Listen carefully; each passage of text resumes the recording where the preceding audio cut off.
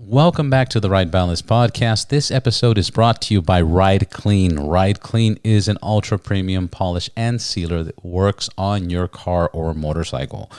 It's very easy to use. You simply shake, spray, and wipe, and you'll get a polished mirror-like finish once you're done. You can use it on any surface on your vehicle and get outstanding results. Yes, it works on matte. Yes, it's super water repellent, especially if you spray it on your windshield of your vehicle. It also works as a degreaser for your rims and so much more. Check them out at rideclean.co. Use promo code RBPodcast for 15% off, and they're doing free shipping right now. So that's 15% off plus free shipping at rideclean.co, promo code RBPodcast. My guest today is a true badass. You know him as on Instagram as Rob 1WheelRevolution. He pops wheelies everywhere he goes, every bike he gets on. You've probably seen him a few times with one foot on the seat, one foot on the fairing, and just riding, standing up like a true badass, because he is. He's been posting since 2011, 2012 on Instagram. He's been doing so much more. You're really going to enjoy this episode. We dive deep into the performance, the gear he uses, how he got into it, and recommendations if anybody ever wants to do stunts. These are the pro tips on how to get into that. And we talk about a lot of safety gear as well as sponsors. Get ready for an exciting episode with Rob Carpenter, One Wheel Revolution. Here we go.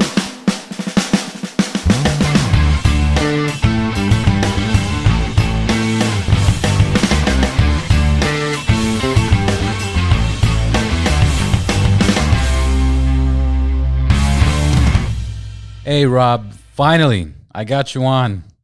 It's been a... Yeah, it's been a wild time lately, but it's good to finally get a chance to sit down and chat with you. Absolutely. What's been going on, man? You're pretty active. Oh man, just staying busy. Not a lot of shows and stuff like that, but we've definitely been staying busy with the media, lots of marketing stuff. I mean, we do all of our stuff on social media, but we also try to do, whether it's photos, video projects, and different stuff for various companies in the motorcycle industry. So luckily, we've had a lot of that sort of work to fall back on, and also just a lot of time to really perfect things that we're usually too busy in the midst of motorcycle and show season to get to. Yeah, it's kind of crazy that it's 2020 and we're dealing with this now, right?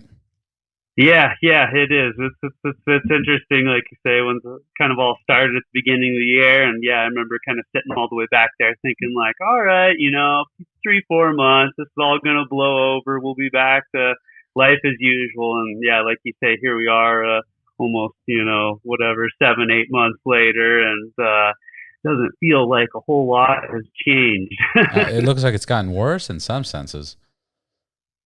Yeah, in some places, we've had several different sort of motorcycle events or rallies or different things, that either got canceled or postponed, and they really were under the impression that hey, give it a few months, we're going to get things back together, and we'll get rolling at a later date, and sadly, a lot of those places, like you say, have progressively actually gotten worse, and have now had to just kind of postpone everything till next year. Just for the sake of the listeners, where are you calling from? So I'm actually calling from Billings, Montana. So that's where I was born and raised out of, and I travel all over the country, but still come back to Montana and the Billings area and call it home. That's awesome. I saw on your Instagram you've been posting since 2012, 2013. Yeah. We kind of, I started doing a lot of media and writing stuff, which probably kind of picked up in 2010 or 2011, and a lot of the original stuff was more focused on just creating, magazine ads and pictures and photos that different companies could use. And then I got kind of pushed by several friends that said, hey, you need to get on this Instagram thing, and then you need to be more active on Facebook and stuff like that. So it was kind of like I already had the media capture and creation part kind of already going at that time, so it was real easy to kind of move into the social media platforms and be able to share a lot of the stuff that we do.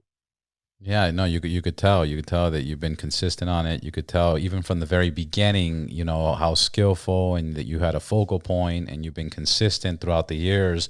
I was just going through your Instagram and I was just, you know, every post you have is just mind blowing. And then I kept going and kept going. I got to 2012 or 2013. I'm like, fuck, this guy's been doing this forever. Yeah, it is. It's there's been a lot of progression of it. In the beginning when the Harley riding and the Harley tricks and stunt riding stuff was so new. And so in the beginning, you could really, I could, for lack of a better word, do a lot of very sort of basic stuff and simple stuff. And I didn't, the media was still good and still whatnot. It was still great media, but it's definitely, as the time has gone on, has pushed me to get more and more creative, go ride in more daring places and stuff like that, and as well as pushing the equipment that we're using to capture it with, whether it be cameras, drones, GoPros, and all that type of stuff. And so now, kind of at the level that it's at, it's going a lot of wild places, a lot of really sketchy riding conditions, because a lot of times that's where you get this really unique medias and places that a lot of people generally wouldn't go and try to do these tricks, and trying to push the camera equipment and also push the people that are helping me to be able to hone their skills in or fine tune what they're doing to make each shot, a little bit better or, a little bit more inspiring, if you will. Yeah, no, your process, it looks like it takes a lot of time and effort and organization and collaboration of multiple people. I mean, you're like I said, your content is superb. For the sake of the listeners, how would you introduce yourself? So that generally, I'm Rob Carpenter of 1WheelRevolution. So 1WheelRevolution it's kind of the name I go under, but it also represents anytime we go and do a team show or something like that, it's under the name 1WheelRevolution. But a lot of times, a lot of people just know me as Rob One Wheel or Rob 1WheelRevolution. Like I say, as far as my presence, but I'm not too bent on being a superstar. A lot of people say, "Oh, you need to get more shots with your helmet off," and I always kind of chuckle, and I'm like, "Nah, the motorcycle guy with the helmet on, that's the real me." Absolutely. It's like Batman with a mask, you want to be. Yeah, exactly. You want to be protected. And then how would you introduce your occupation? Are you a professional stunt man? Yeah. It is tough. It's a lot of it is definitely the professional stunting and stuff like that. But I can honestly say that the stunt riding is probably only 50% of what's gotten me to kind of where I am in my career. Because a lot of it is about sort of, again, the detailed sort of media curation, understanding camera equipment, how everything works, understanding staging shots, scouting locations. Once again, a lot of the places that we shoot can have certain risks, whether it's poor riding conditions, whether it's the legality or the permission based thing of whether or not we should really have permission to shoot there per se. So a lot of it is just being able to deliver quality content that doesn't require a lot of these companies to have to invest in all the stuff that they would to normally get that one single shot. Normally they're looking at, okay, now I gotta send a camera crew out. I'm gonna have to pay them for travel and all that stuff, cover their travel, hotels, food, lodging. I've got to send them with camera equipment. I've got to have a permit for the shoot spot. I've got to have insurance to cover the team and the crew. And so there's all that stuff that can get sort of wrapped up into one shot, and we're able to do that and execute it much more easily, much cheaper, and a lot of times, like I say, I'm unfamiliar with how to kind of get in and get shots and get out and not whether it's not bother people or not have somebody concerned. So a lot of it is being able to sort of do that stuff, not bother and disturb anybody, and get out of there, and job well done, and nobody was harmed and nobody was put in danger, and the company, gets that shot that they need for the marketing ad or the online ad or whatever it might be. That's a great way of putting it. I didn't even think about that because all I see is the final result. All I see is the nice picture. All I see is the nice wheelie, the burning out. But I haven't even. I mean, it did cross my mind a little bit of what it takes for that. But it looks so Yeah. flawless and so professional that all you focus on is you on the bike doing those stunts. Yeah, exactly, and that's definitely a lot of it is just trying to maintain the focus, whether it's the stunt, whether it's the product that we're trying to capture in the photo, and to get really good clear media. But a lot of times, like you say, it's the stuff that people don't see, the scouting ahead of time. Many times, I have multiple people on opposite ends of wherever we're shooting with walkie talkies. They're looking out for cars. They're looking out for anything like that we need to be aware of. And that's also why in a lot of my media, you never see vehicles, you never see people, you never see, for lack of, again, better word, any innocent bystanders in danger. Because we go to great lengths to make sure that what we're capturing, that if anybody's in harm's way, it's me and only me. And that the camera crew and anybody else that could be in the vicinity, we're making appropriate changes to what we're doing to keep everybody safe and keep everybody in good standing. That's amazing. That's amazing that you go that far into detail. That's awesomeness. How did you get into stunts? So I actually got into stunt riding. So yeah, I got into stunt riding. I had built a bike. I wanted to get into road racing, and I thought, okay, this is going to be a good ticket for me. And I like speed. I like the adrenaline rush and all of that stuff. Back about 2004, 2005, built a 600 bike and thought I wanted to get into road racing. Kind of got it set up with every part you could imaginably sort of buy and bolt to it without getting into serious motor work and stuff like that. And I kind of knew that I was going to, start in some sort of amateur leagues and really try to slowly work my way up and get my feet wet. So I went down and, attempted to go and do sort of an amateur race. There was a big race going on at Pikes Peak Raceway. And so I went down there with this bike and, was going to kind of do this. They had the little amateur session kind of that was built around the race to kind of get younger people and new people involved and, much slower speeds and all sorts of stuff like that. But just so happened that the night before the race, somebody stole the bike from the hotel parking lot. Your bike? So woke up the next day and found out that I didn't have a motorcycle anymore. The bike was going to be a race bike and stuff, so I had had it, fully paid off and everything because I obviously intended to probably have a little learning curve here and there and probably tumble it down the side of the racetrack a couple times. So right. I wanted to have a bike that didn't need to be insured and all of that sort of stuff and wasn't really set up for the road, but it got stolen. So I went home. Did you have insurance? What's that? Did you have insurance? So I didn't. I built the bike with the intention of racing it and that's crashing it very hard many times. And, so I kind of, wasn't planning on, riding it on the street or ever being able to really turn back and turn in an insurance claim. Right. Cause it was probably going to be my fault on a racetrack, for why it was in little bitty pieces. Yeah, that makes sense. So, yeah, it got stolen. Yeah, it got stolen, went home, sort of sulked for about 5-6 months. I did buy another motorcycle and didn't even touch it for about 2 or 3 months. Finally, my friends drugged me out of the house, and they're like, dude, you got to ride that bike. You can't just let it sit there any longer, and if you don't ride it, one of us is. And so they kind of got me back out. I always liked the adrenaline rush, but obviously I was a little bit jaded in the mindset of racing and stuff like that after what had happened.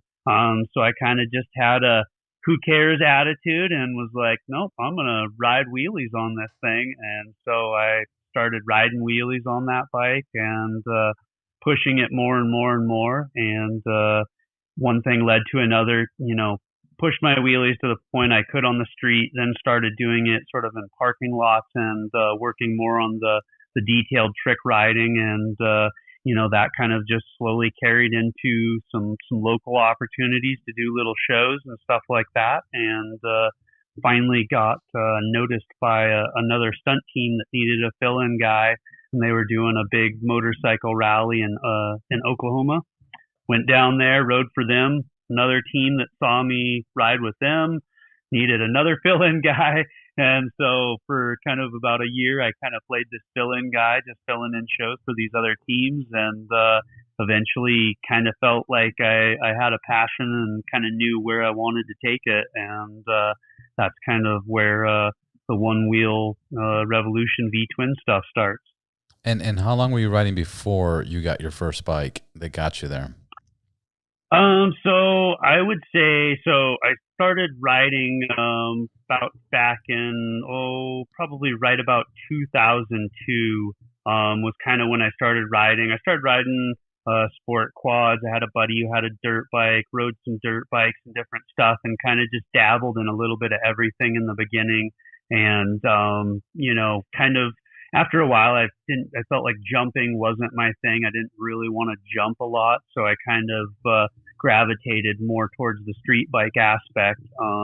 And then I ended up, riding for about, I'd say roughly about 3.5 years or so of just, riding, sort of canyon carving, a lot of stuff like that before I really started to, get interested in the wheelies and the stunts and the tricks and start to, spend most of my time focusing on that.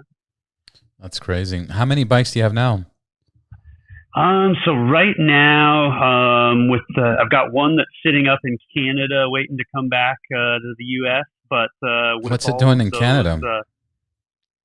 So I took it up there literally the week before the virus stuff shut the border down. And at that time, we kind of didn't, it was going on over in Europe a lot and that sort of stuff. But so there was a company up in Canada, MJK Performance, and they do a lot of really cool trick billet parts, and their big focus is performance baggers. So my bike, I bought a new Street Glide, and I thought, okay, like I'll just take it up here, let it hang out up here for a few months. He can design some parts for it and off of it and whatnot to sell to other consumers as well. And then the COVID stuff sort of flared up and made its way across the Atlantic Ocean and really started to hit the U.S. And at that point, then the border got shut down. And so my poor bike has been up in Canada since February. So it's kind of a bummer when you get this brand new bike that you plan on building and riding all summer, and it's stuck in its own quarantine. That's it. That's terrible. That's terrible. And then the Street Glide you have now? The one that you do all the stunts on? Yeah. So then I have I have that older 2004 Street Glide. And that's one that, it is. It's a super, super cool bike. We built it back in 2014.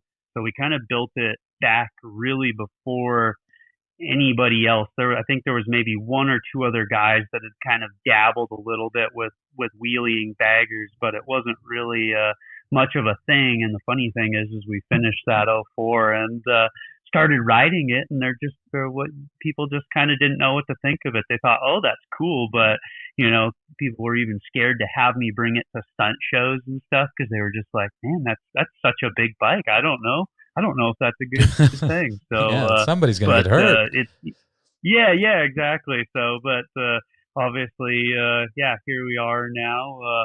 about 6 years later, and the bagger wheelie scene or stunting baggers and all that type of stuff is really taken off and thriving out there in the fringe community of motorcycle stunts. Yeah, it's crazy. I saw it once in 2000. I want to say 2008. I was going from LA to Reno, Street Vibrations, and at one of the stops by Tahoe, I saw this guy at that time, which was a big deal. He had a 117 chain drive. I believe it was I want to say it was a Road Glide. And, he popped the wheelie. He did it, at 12 o'clock position and was riding. And I was blown away. I've never seen such a thing. I was like, this is fucking insane. And after that, I never saw it again, until, the very recent, last 5-8 years. Now you start seeing, now it's everywhere. Now I got a bagger that I'm like starting to get prepped up. And I was going to ask for a stunting advice, but I already picked your brain a little bit. I think my problem why I never got into it, because I got friends who are like, how come you're not doing wheelies yet? And I just realized because I'm always buying a nice bike, and I don't want to do anything on a nice bike. I don't want to take the chance. It's too expensive. So I guess the first step would be is buy an affordable bike. Yep. Yeah. An affordable bike and even something too. I mean, I always tell people it's like, you're going to crash. You're going to crash unexpectedly here and there, and you're not always going to, especially in the beginning, have control over how you're falling, how the bike's falling, and a lot of those details that really matter as far as a crash you walk away from or a crash that ends up hurting you or severely hurting your bike. And so, yeah, an older bike, something smaller. I always encourage people to get the basics down. It doesn't mean that once you get down wheelies, you got to wheelie a dirt bike forever and ever, or, a little pit bike or just whatever it is. But I always encourage people to kind of get a feel for the basics. There's a ton of stuff that transfers over from riding one to the other, and spending time on a manageable bike that won't seriously hurt you and that you can affordably keep running and fix really makes a big difference in the beginning. And it seems like some of the people that jump right to the big bike and they got to have the bagger. They've never really done wheelies on much of anything else, but I want to just go right to the bagger.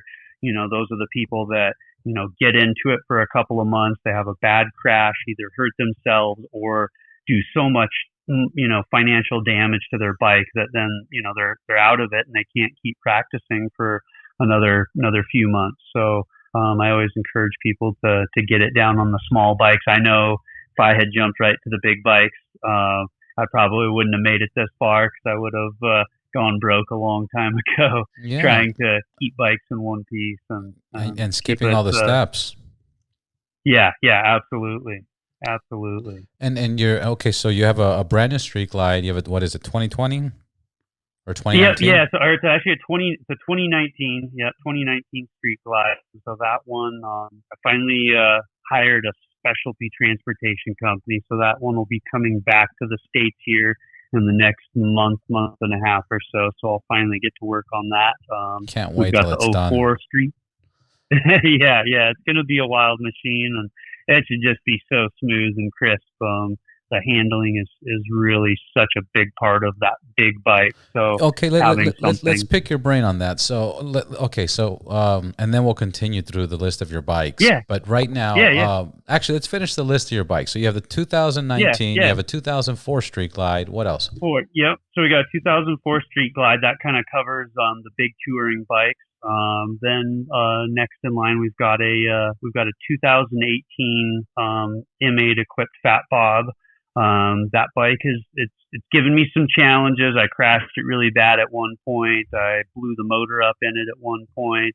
So I've done a couple of things to it that have taken it out of commission from regular use, but it's finally back and going well. That's the M8 motor, right? The 114? Yep. So that's the M8 motor, big white and black bike, beautiful handles, incredible. The M8 motor definitely brings its own challenges as far as setup, but it's been nice to get through a lot of those challenges because once that new bagger comes back across the border and we have to get to work on it, there's a lot of stuff now that we've already troubleshooted and come up with solutions for, to be able to set it up much quicker and with much less headaches than the Fat Bob.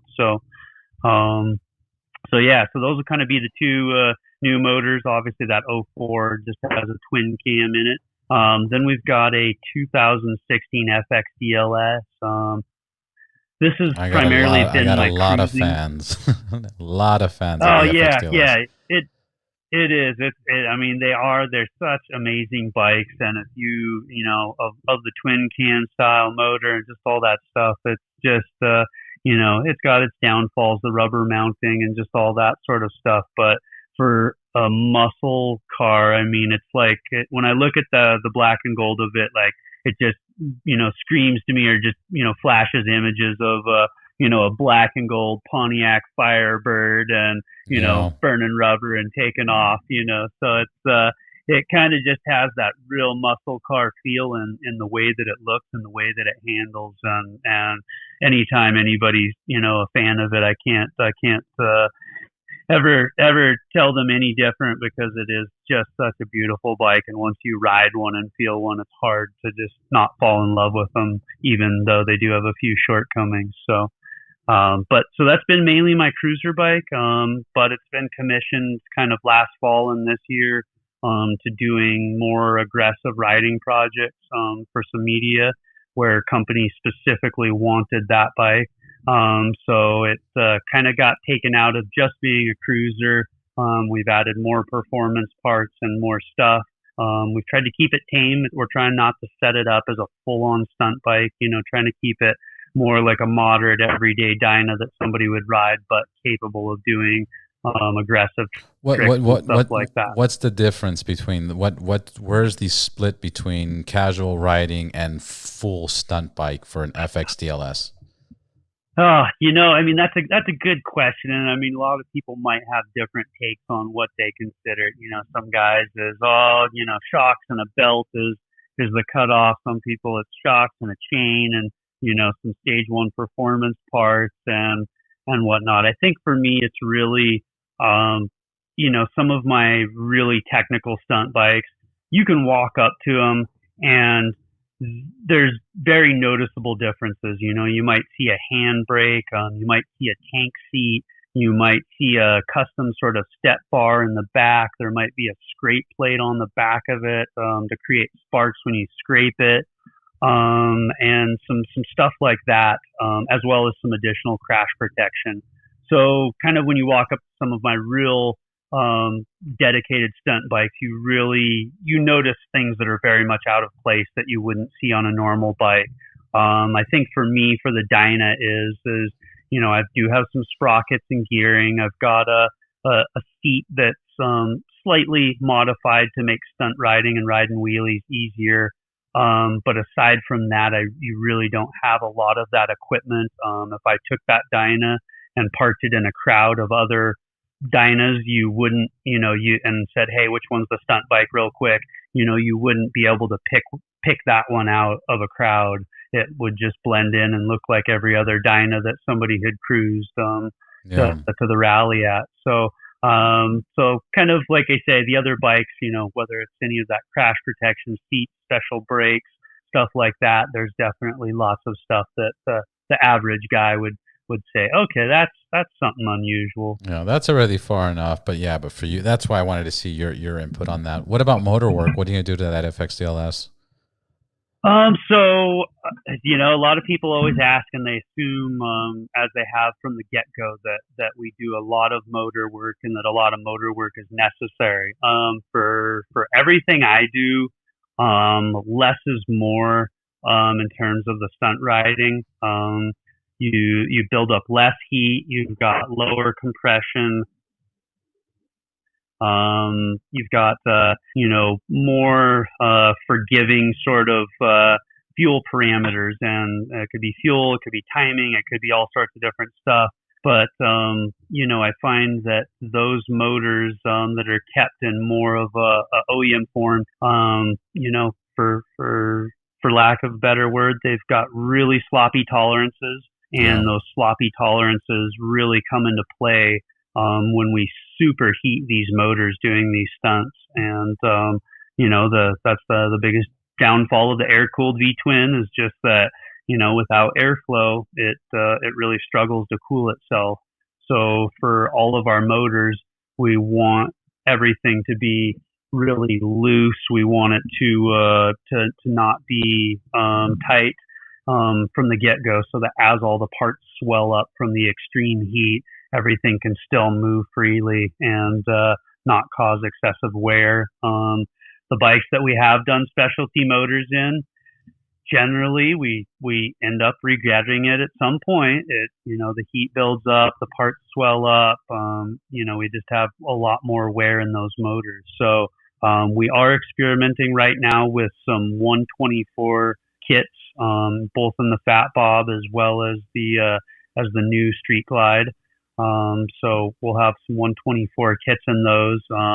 We've really tamed them down. We'll have more displacement in terms of CCs, but we're also trying to keep the cam very mild and trying to really minimize the heat that gets trapped in the motor. And those M8s are, they're more prone to trapping that heat in there a little bit than some of the older motors. So. Yeah, they just released a new engine kit too. I think last month. I think it's 130 or 133. Did you see that from Harley? It's a 131. 131, and I think it's like a stage 4 is what they're branding it as. And great. I'm sure it's super powerful. I'm sure it makes incredibly great, horsepower, numbers torque, as far performance, as the torque and the horsepower, exactly. But I feel like it's probably one of those motors, once again, that you're not going to want to sit from stoplight to stoplight with no airflow, because that 131 is going to build up a lot of heat much faster. Yeah, and even with the 114, when I ride my Street Glide, it's hot. It's definitely the hottest motor I've had, between my legs. It's too much at times. And LA doesn't even get that hot like Palm Springs or Arizona or Vegas, but it gets boiling hot. I finally got the wind deflectors that push air away, the heat deflectors that push air away from you, and it kind of gets air into that back cylinder. And it helped, but it's still hot.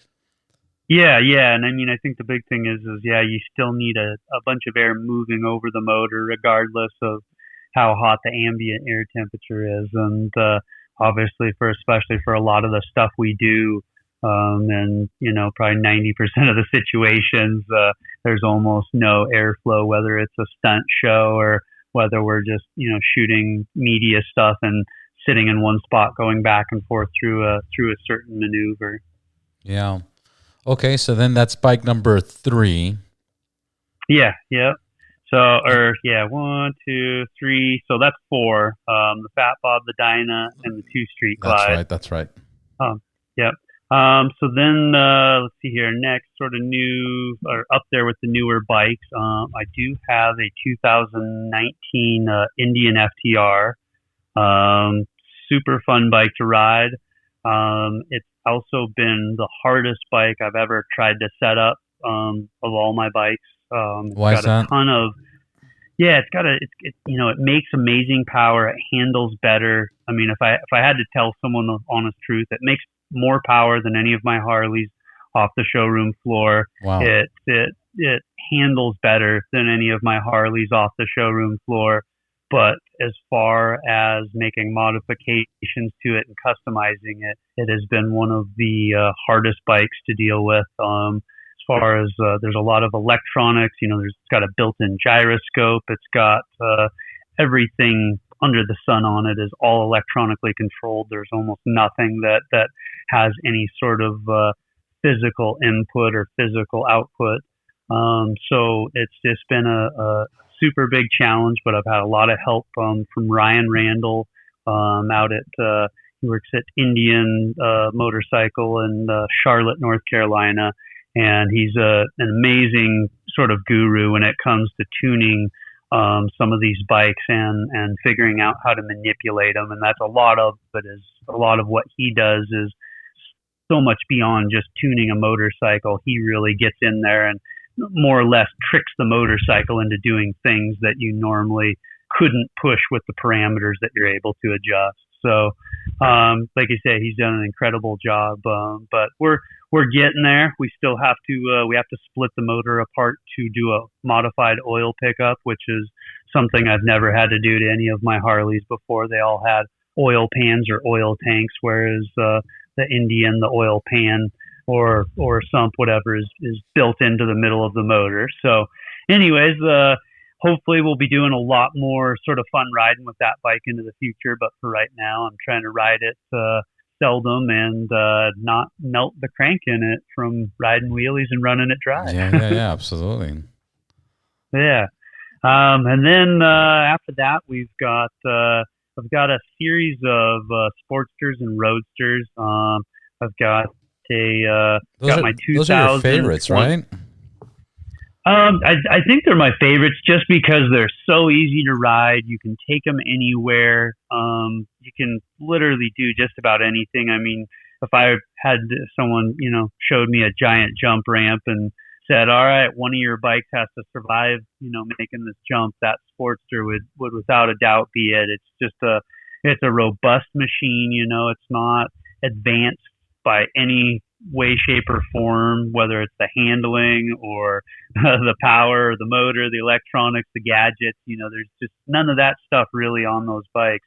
So they're very dependable, very easy to set up, and can very quickly go from being a fun on-road bike to a fun off-road bike. Or we ride them on the ice in the winter. We have tires on. Paddle tires on one of them, so we can go take it up sand dunes. And so there's kind of, like I say, there's just almost nothing you can't do with those bikes. So I like to have several of them at my disposal to kind of have different purposes for them. So on that note, I've got a 2020 1200 Roadster that we are currently setting up. It's going to probably become more of the regular stunt bike because that's the bike that gets used the hardest and gets pushed the hardest at shows and stuff like that. So I've got a 2020 that's going to become my stunt bike. The current 2016, which is my red and black Roadster, that one will get rebuilt into a street tracker.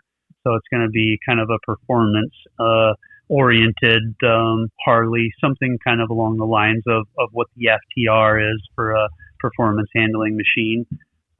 So we'll be having a lot of fun with that. I also have a 2013 Harley Roadster that was one of my previous stunt bikes. We've completely rebuilt it, put a 1250 motor in it and all sorts of stuff. It's all set up for the stunt riding. I don't think I'll probably ever ride it again. So it's probably a bike that I'll sell very soon or auction off and make room for another bike. That's right. But then last but not least is my black and silver 2010 Iron. It now has a Roadster front end on it, so a lot of people see it and think it's a Roadster, but it's actually an old 2010. That was my very first Harley that I ever bought. It was my original stunt bike. After that, it got turned into kind of an off-road bike. Did a round for that. After that, it got turned into an off-road tracker. Shit. And now it's kind of finally been rebuilt, probably for the last time, into the black and silver tracker that it is. And it's got some really cool parts on it. The Chassis Design Corporation swing arm on it with a 1-inch extension, and that helps us run the paddle tire or big knobby tires on it and not have clearance issues. So that bike kind of will really go just about anywhere you point it. What percentage of modifications between all your bikes that you've owned do you actually change it from the stock? So when you get a stock bike, what percentage? Like 20%, 30%? Yeah, I would honestly probably say, I'm probably somewhere around that 35%. It's like generally frames, motors internally are all generally left kind of stock, but when it comes to any of the extra parts, Beyond that, we keep the stock wheels generally, but and obviously tins and some body panels. But after that, That's handlebars, a lot. brakes, tires, foot pegs, shocks, seat, um, intake, exhaust, sprockets, and chains obviously go on instead of the belts.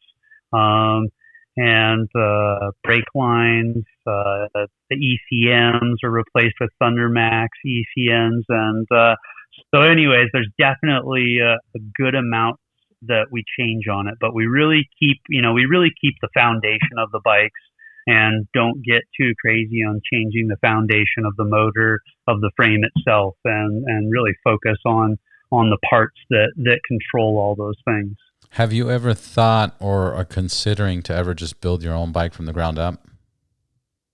I have considered it. I think my biggest challenge has been that so we've got a house. I've got like a 3-car garage, and so I just rattled off all those bikes. There's also a Honda Grom stuffed in there in the midst of it. So it's like I've got all these bikes jammed in there, and it's I hate to complain because I'm super grateful for all the stuff, all the bikes I have. I'm super grateful for my house, for everything I have, but it's also super hard to work on anything but one project at a time. And it really requires me to look ahead and focus on, okay, what bike's going to be on the list? How long is it going to be on there? Do I have all the parts lined up? Do I have everything ready to go? Because if I don't, then I've got to figure out how to get this chassis off of the bike lift and make room and get it on blocks or jack stands so that I can work on the next thing that urgently needs some focus. So, I'm finally kind of getting to the point where we're going to be building a shop over the winter and into the spring. But hopefully by next summer, I should have a big, spacious new shop to work in. I'll be able to have, at least 3 or 4 bike lifts. And when I'm able to do that, I'll really be able to, use my creativity a lot more. I used to do a lot more creative building when I first started because I didn't have shows. I didn't have all the media jobs and different stuff that I get to do. And so I really missed that piece of, in the beginning, being able to just have so much time to just sit and mess with a welder and a grinder and plasma cutter and whatever else and just get creative with building the bikes. And unfortunately, it's become more work lately, but with the new shop and everything, it's going to give me the opportunity to really get back into doing some of the more creative stuff that I used to do because I'll have the time and space to spread myself out and really tackle it and not feel pressured to get through things really quick. That sounds very exciting, man. Congratulations for that. Yeah. I will make it up there one day and check it out and check out the shop and everything else. What projects are you currently working on now with the stunts? Where can we find you? Are you going to Sturgis or any events that you know of that we currently can see and visualize? Yeah, we've done a couple of shows in a few places around the country that at the moment or at the time that we did the shows wasn't affected by the COVID and all of that stuff. So kind of upcoming right now, Shinko is actually, I spoke with them today, and they are actually working on they have a few different, they're sponsoring the Flat Track series out at Sturgis, and they're also going to have a big rig along with some other companies at Black Hills Harley. So they're kind of working on trying to pull together some last minute shows and riding demonstrations.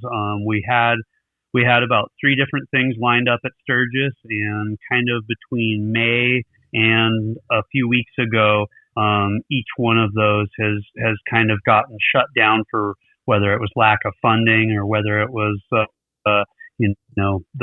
show that we were going to do down on Lozelle Street. They weren't able to they didn't want the liability. The city didn't want the liability of a large gathering down there. So it's kind of been a bummer as far as Sturgis. We did the Indian Thrill Show last year, and that was a ton of fun. And so we were all kind of looking forward, thinking like, okay, here it is, the 80th Sturgis. This one's going to be wild and off the hook. And here a lot of the stuff that we've kind of had lined out and whatnot, events and demonstrations have been canceled. I know they're still doing some stuff out at some of the campgrounds, but unfortunately, most of our stuff was going to be all centered kind of down, being along Lozelle and Main Street and in conjunction with the city. And unfortunately, like I say, most of those things, along with motorcycle jump and a bunch of other stuff, has all kind of been shelved. Yeah, it's very tough. But yeah, it is. It's unfortunate. So unfortunate. See me, like I say, hopefully we'll be doing. Hopefully I'll be doing some demonstrations at Sturgis.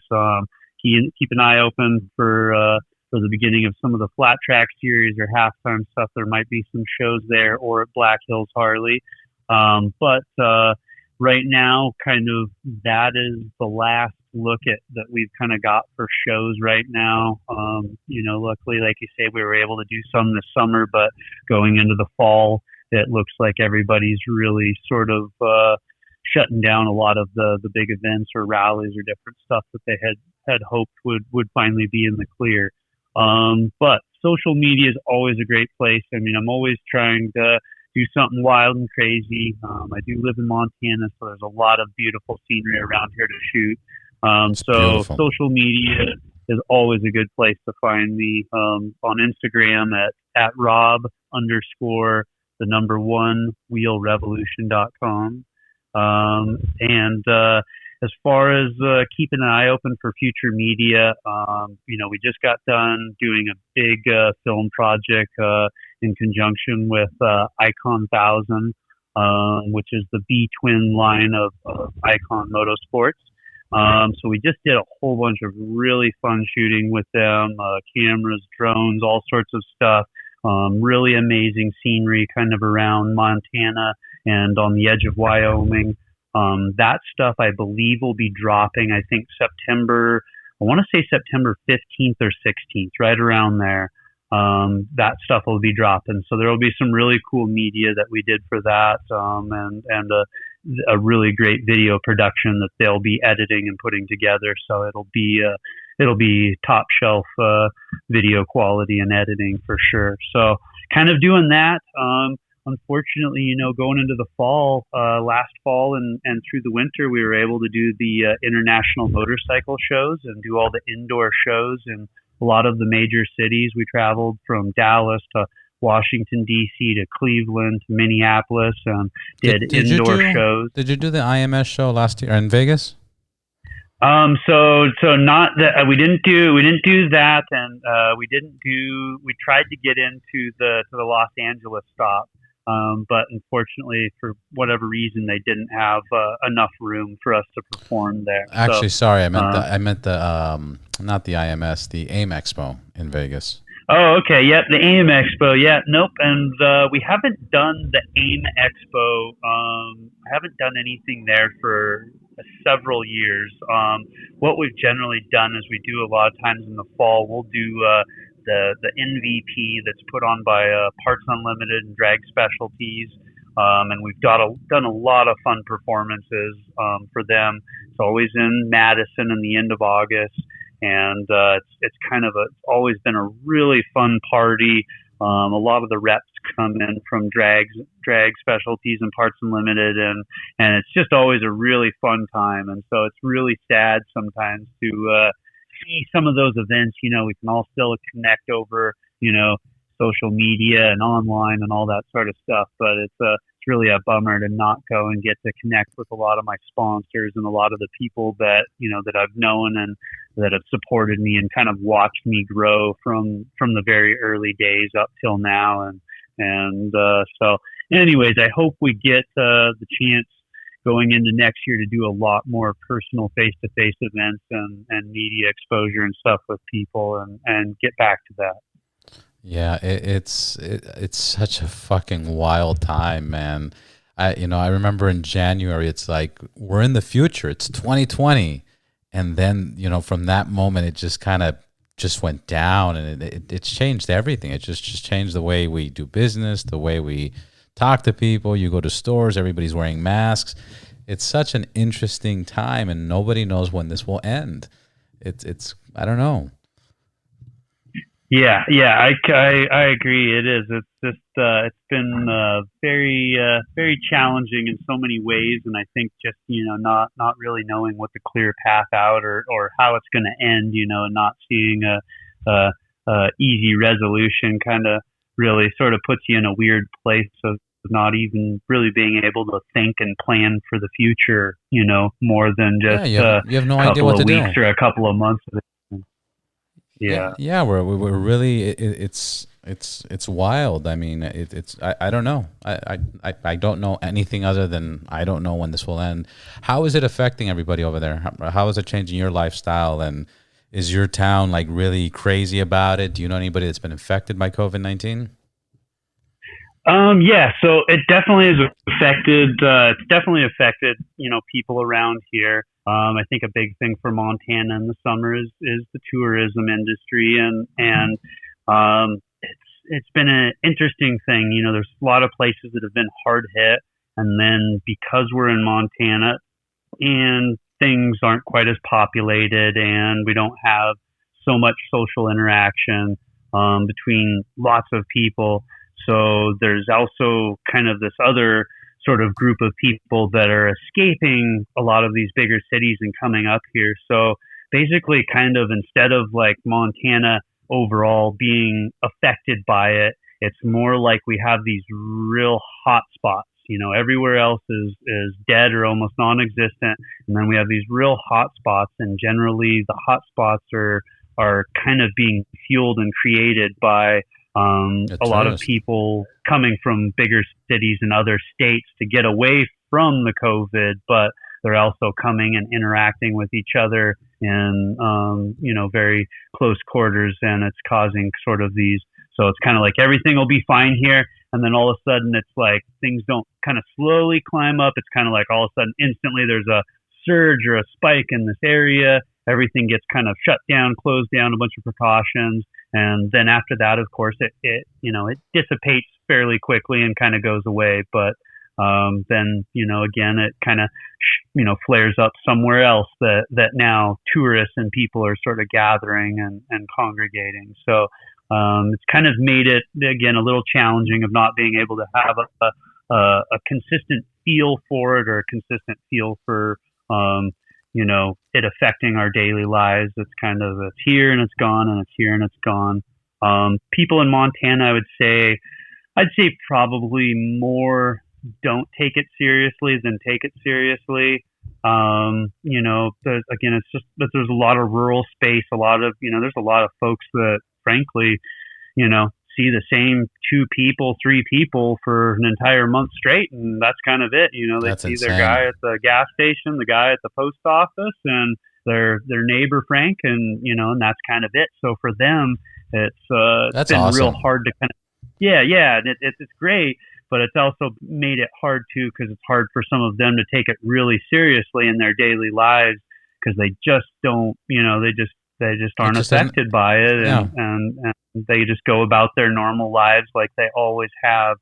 But obviously there's plenty of urban centers throughout Montana, and again those tourist hotspots where we get a lot of action and have to kind of clamp down really quickly to make sure it doesn't get out of control and affect the rest of Montana. Have the people like this, have the people decided not to like stop tourism? Like for example, in New York, they were saying a few months back, if you go north of New York, it's very nice land. It's very, it's away from the city. And there's been people that have houses. They live in New York City, but they have their own houses up in those suburban cities. And what's been happening is when those people go there, the neighborhood blocks them and says, you can't come in here. We don't want, we don't want that city. We don't know what you have. We don't know what you're bringing. Don't come in here. And then it turns into this big police have to show up. And it's like, I own the property. That's my property. How can I not go there? And it's insane. But has anything like that happened in Montana? So as of now, it hasn't.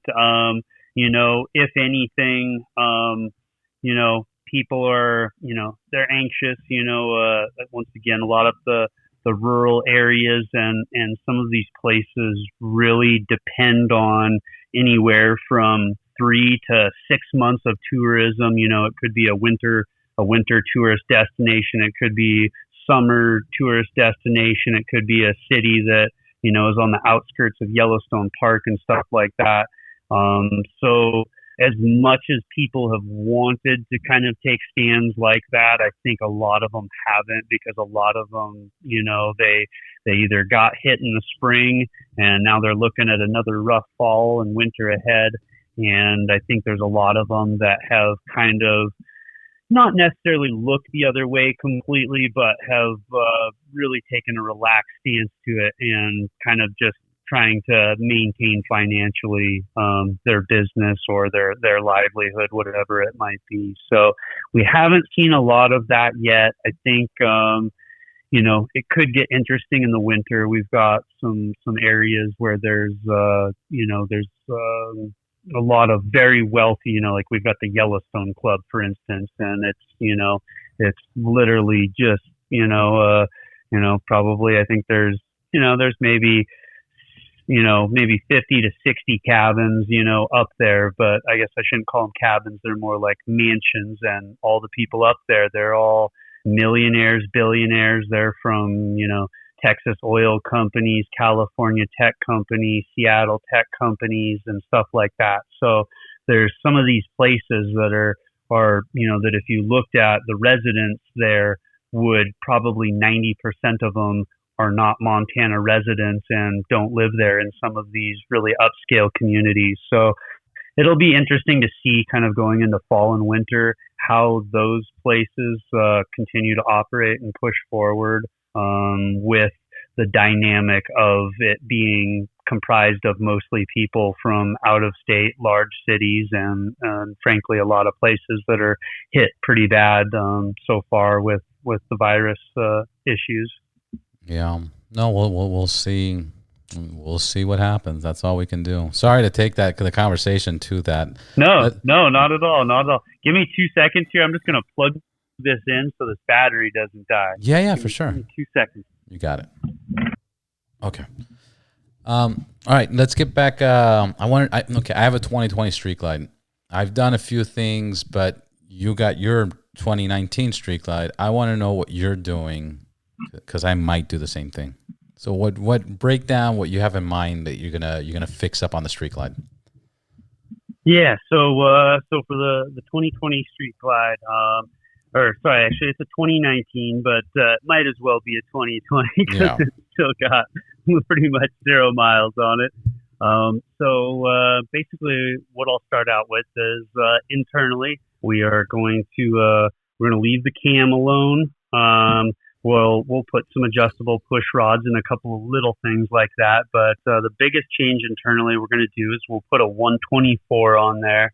That's just going to give us a little bit more power and a little bit more force for some of the faster wheelies and some of the higher RPM or higher speed burnouts and stuff like that. The Bike Factory with a 107 or a 114 has plenty of power in first gear to have some good times, but kind of when you get to the second gear wheelies, third gear burnouts and stuff like that, bumping it up above anything above kind of 120 for the displacement really helps kind of give you that extra punch so you don't run out of throttle. So, but internally, that's all we'll do. We're gonna put a 124 kit in that comes from Zippers Performance. They're really a small team, but they're really a dedicated group of guys really focused on basically kind of machining custom engine parts and sort of really developing some varying motor kits that you can kind of get for just about any bike to either have a real mild, manageable power gain, or if you're trying to go to the drag strip and win some trophies, they've got some motor kits that will put you back in the seat, we'll say. So So that's going to kind of be it internally. The rest, once again, we're going to leave. We want to minimize the heat. We want to keep that. We want to keep really loose tolerances and a lot of the moving parts and a lot of that stuff. And we also want it to be easy to repair if we should need parts, so that we don't have to order in a ton of specialty stuff. We want to be able to get, the majority of it, walk into our local Harley dealership and get what we need.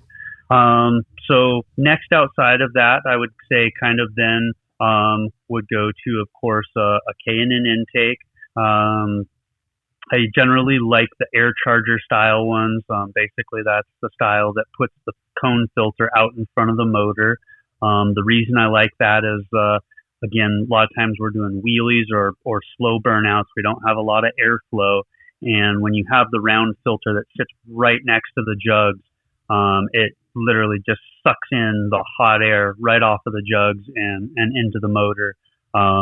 The gains might be minimal with the air charger style and getting it ahead, but sometimes even just a few degrees cooler air going into that motor can make a difference in how it performs. That makes perfect sense. So we'll do that.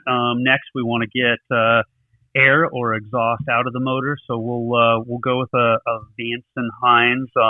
It's going to be a 2-into-1 shorty high output pipe. It's a pipe that's currently on my 2004, which is a complete custom pipe. You can't buy it for that. You can buy it for the newer Dynas and some of their other bikes, but unfortunately for the older touring bikes, it's a complete custom pipe. So we're developing this shorty 2-into-1 for the new bagger, and one of the cool things is I think this one's actually going to eventually be available for anybody to purchase. It's a high-end tight pipe. It's, hugs the bottom of the bags and some stuff like that. So it just makes it that when you're doing the aggressive burnouts and drifting, that you're not dragging your nice new exhaust all over the asphalt. Along with that, I really like the Vance and Hines exhaust notes. I've used lots of other pipes over the years, but for when it comes to performance, when it comes to weight, when it comes to a variety of different looks and styles to choose from one company, as well as, like I say, the sound, I really feel like Vance and Hines really covers a lot of the market very well with their selection. So, like I say, we'll have a custom shorty pipe on there. Likely, I believe it's going to be chrome. I believe so. What color is your bike? So right now the bike is just black. It's just the bare bones basic Harley black. We'll likely change that. I don't know that it'll be too drastic. You definitely won't see some, bright neon flaky paint job with all sorts of detail and 20 different layers of paint. It's just not my style. I definitely enjoy looking at those bikes, but I like to keep it pretty plain, pretty mild. And once again, I also like to keep it so that if I crash or destroy it along the way, that it's an easy fix to repair. Getting back to the build. So from there, what I'll do is we'll have some MJK performance parts on there. We'll have floorboards. We'll have riser bar setup, as well as brake pedals. And then I do believe we're going to have some brakes on there. They were working on redesigning them the last time I spoke to them about their brake calipers. So we'll see what's available. So we'll have some really trick parts from them. The floorboards that they make and stuff really allows you to kind of move your foot around. It's got the floorboards have two angles to them, so there's kind of, you can put your foot more forward and be in more of a touring or cruising position, and then you can kind of pull it back more to more of the flatter portion of the board, and that gives you more of a feeling of like mid controls. So it's really nice on that bike because you can ride it normally, put your feet forward. Then when I want to do aggressive stunting, I can pull it right back to the middle of the floorboards and have more of a mid-control feel. Have you ever considered going beyond that, have you ever considered going I'm sorry. full mid controls on a bagger? I haven't. I think for me, a lot of it, especially with the bigger bikes, is I like to try to keep and tie in as much stuff as I can, to give the bike its original feel. And while a performance bagger, when I think about it in my mind, would definitely have mid controls on it, no floorboards and whatnot. For me, I feel like it's just not a bagger without some floorboards on it. When you see it in a wheelie and you've got the big floorboards in the air, it just, again, it just adds more dimension to the bike and more visual weight, if you will, to it. That kind of keeps it the big touring bike it is. Yeah, no, that makes sense. I like it. Yeah, I like it. yeah. Managing that 124 kit as well as the intake and the exhaust. We use a Thundermax ECM. Basically, it's not a piggyback module. It doesn't reflash your stock ECM. You completely pull the stock ECM out of it and put in their custom billet made ECM. And it basically what that does is it gives us full control over the bike. There's really nothing, there's no aspect of it that we can't change, and the only limiting factors of any changes we make is the sensor or the unit that's on the bike. It might be it could be some sort of it could be a speed reading, and if the speed reading, if the pickup only maxes out at 120 miles per hour, well, then that's it. But whatever the equipment is capable of on the bike, the Thunder Max can adjust that piece of equipment or that sensor, or take that input and redirect it, and you can really just do about anything. So that's been a huge part of being able to control the bikes and manipulate them, is been working with Thunder Max and their team to not only fine tune maps and tuning for bikes, but also they've assisted with building custom firmware so that we can control the bikes once again in ways that they were never intended to be manipulated, and that you could never do with another tuner, because you would hit certain ceilings or floors with adjusting parameters to where you wanted to take them. So that really kind of dials in all of the mechanical functions and the operation of the bike internally.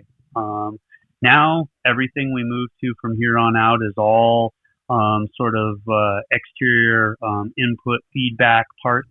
So we'll go right to the progressive suspension. I'll have progressive 990s on the back.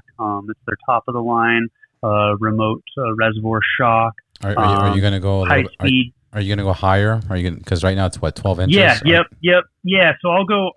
I like to be a little bit like, once again, I kind of like the touring bikes to sit like a touring bike. Yeah. So while there would be advantages to putting, say, a 12 and 3/4 to up to 14 and a half inch shock, I like to try to keep my touring bikes kind of around the 12 to 12 and a half range. It still lets them sit and look like a touring bike, but with the added ground clearance and some of that stuff that's important for some of the technical maneuvers we do. Up front, we'll put a progressive suspension cartridge kit, and basically that, once again, is if you've ever upgraded, better springs and fluid in a front end, and you think, wow, that feels incredible. Once you try one of their front cartridge kits, it's mind blowing. You just, once you feel it, you realize that there's no amount of tuning that you could do with the springs and fluid and some of that simple stuff to ever get the performance characteristics that you get when you use their cartridge kit. Yeah. Yeah, I haven't done the upgrade before. I had the 990s on my FXTLS, but I didn't do the front cartridges. A buddy of mine, he did the whole thing front and back, and he says it was a game changer, especially through the canyons and when you're doing anything performance. Yeah, it really does. It really controls the nose diving and some of that stuff when you're hard braking into turns, or just even taking a sharp turn and feeling kind of the G forces building, and that really sort of keeps that bike in a good position to handle your inputs in the handlebars and everything.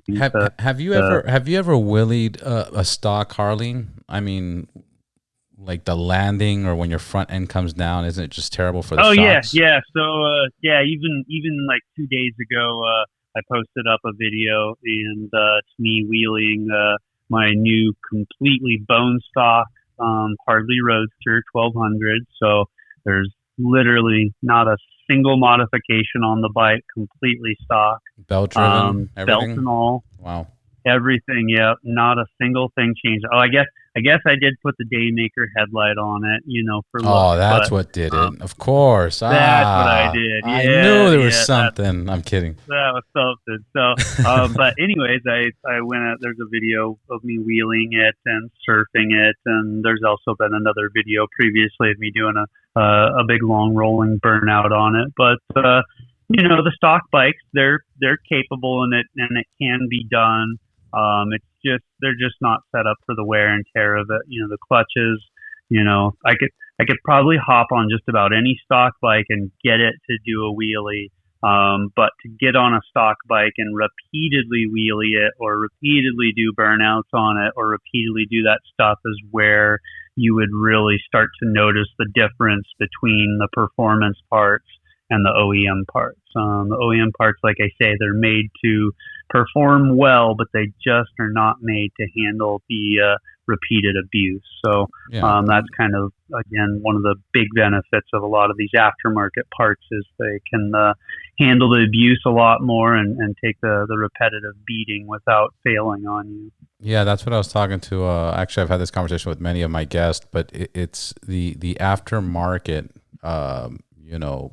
existence of today for Harley versus what it was before is insane. There's so many wonderful aftermarket companies helping create our bikes into beasts.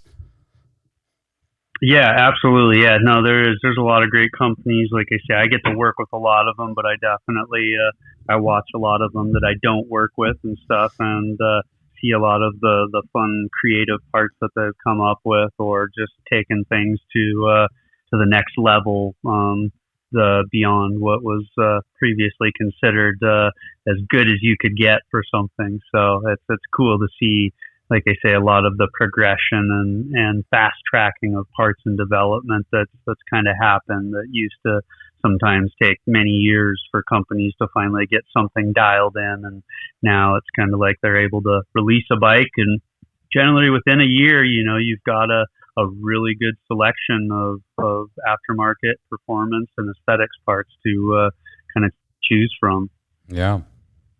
So what else on the street? So here, yeah. So back to the Street Glide. All right. So now we've kind of got we got the suspension covered. Brakes. I've used Galfer brakes for a long time. I got into using them because at the time that I started riding, there was a couple of floating rotor options, but there really wasn't a lot out there. Galfer had just started to make some front rotors. They didn't make any rear rotors. So I've been working with Galfer for a long time, and I actually kind of helped them develop.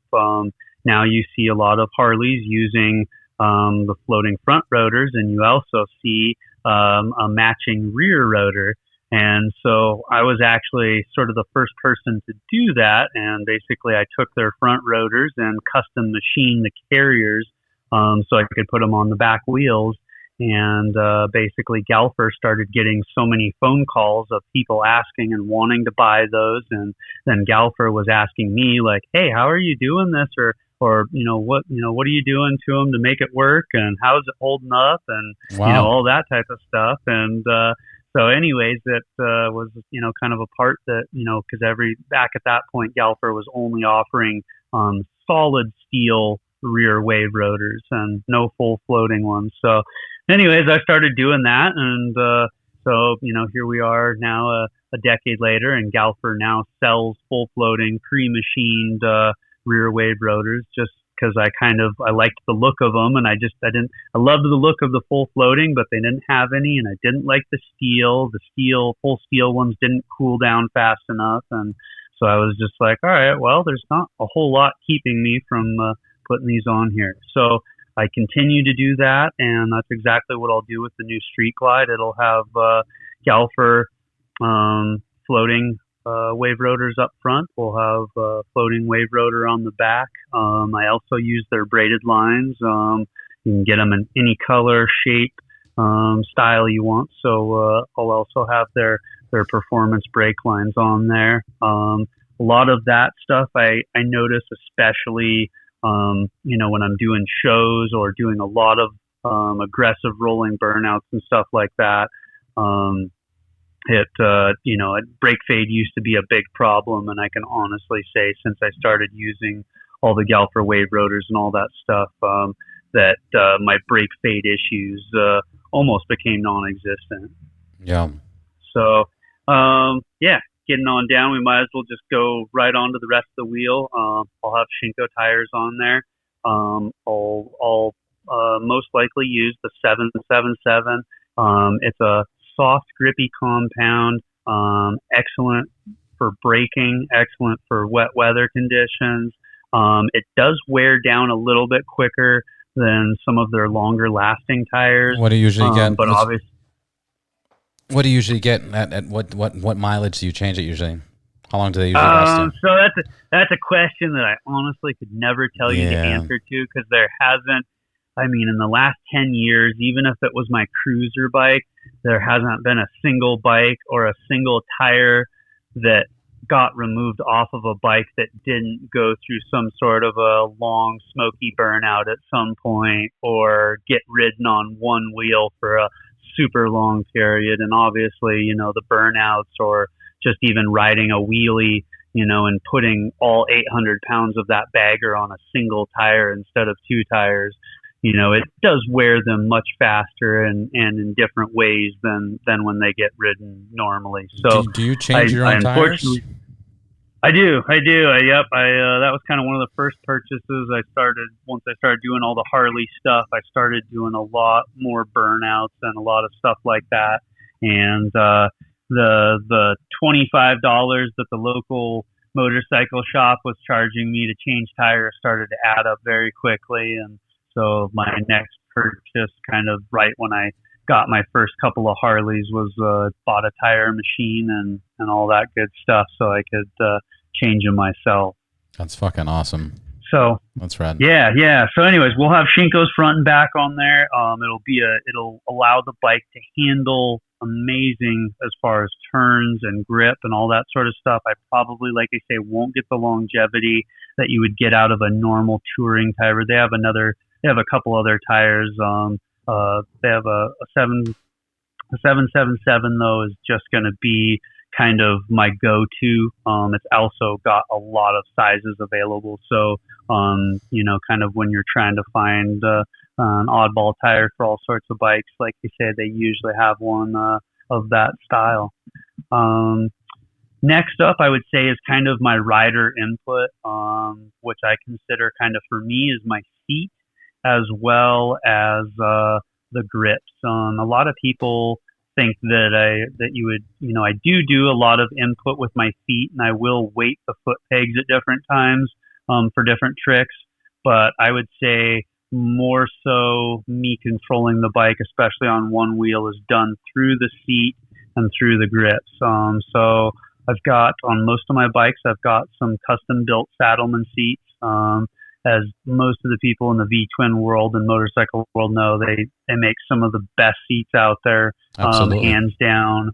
Just really, really great, classy styles, good build quality.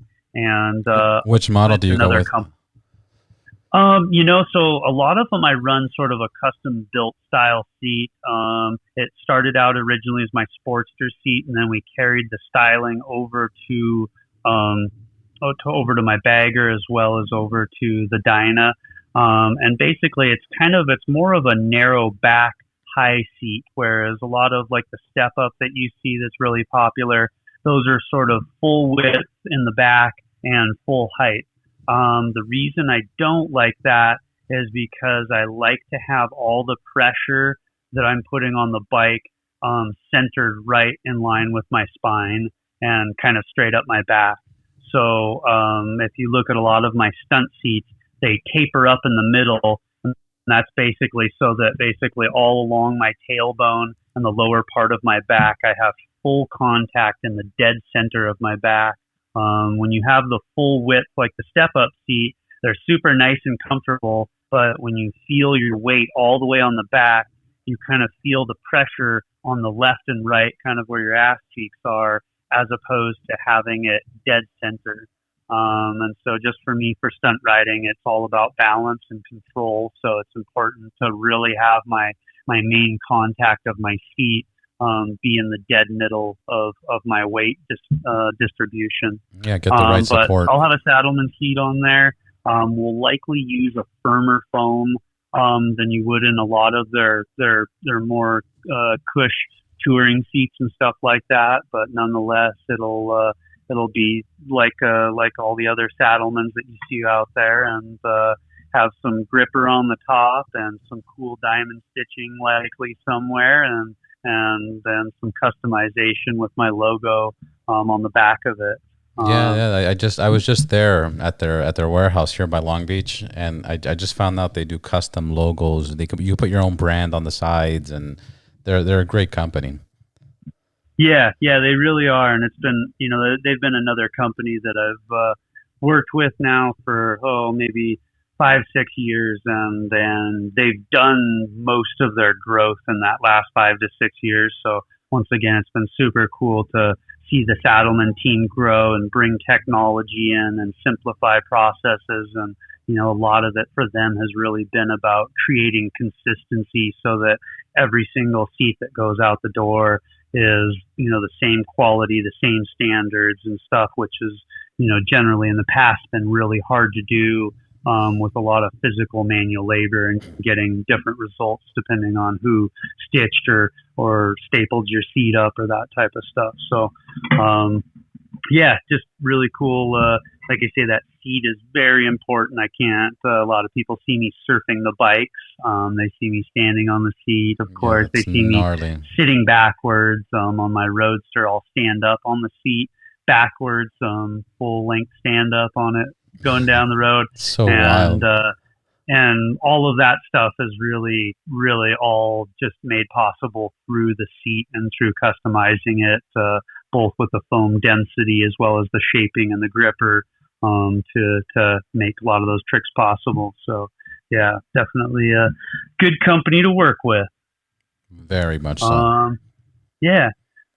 Next, I think probably is your hands. Your hands are so much about controlling the bike, whether it's the throttle or whether it's just holding on to it.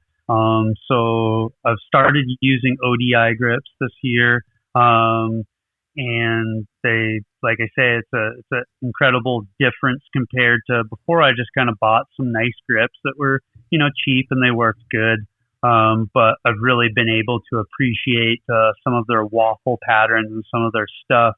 And I might not notice it when I jump on the bike immediately, but especially after riding a bike all day long, I really noticed the difference between a good quality grip and a nice looking underperforming grip.